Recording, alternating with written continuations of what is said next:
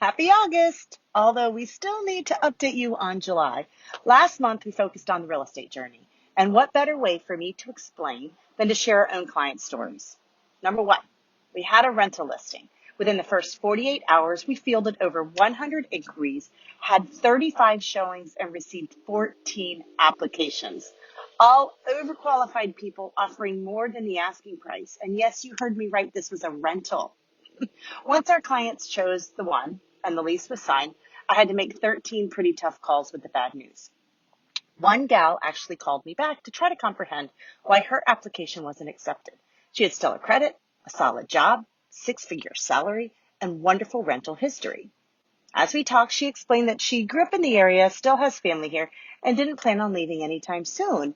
Which then I asked her, why is she renting instead of buying? Which she said, it's because she's waiting for prices and interest rates to go down. To which then I reminded her that the rental property she had just applied for went for 7% over the asking price.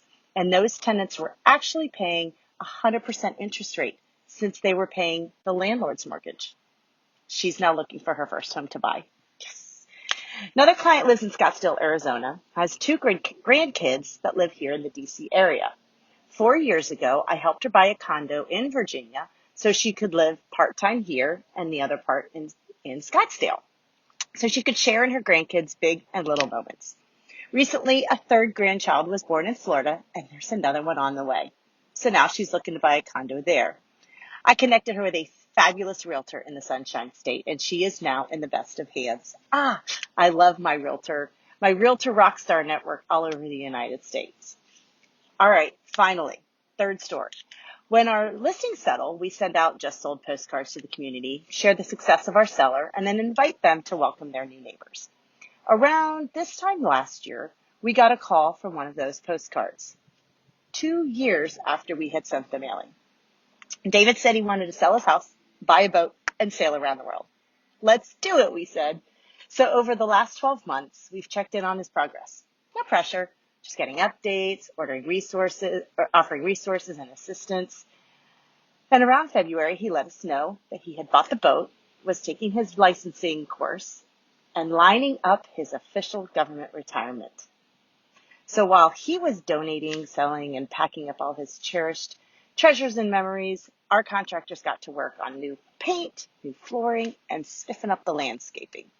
As of right now, Captain David is living his best life out at sea with the wind in his hair and the sun on his face.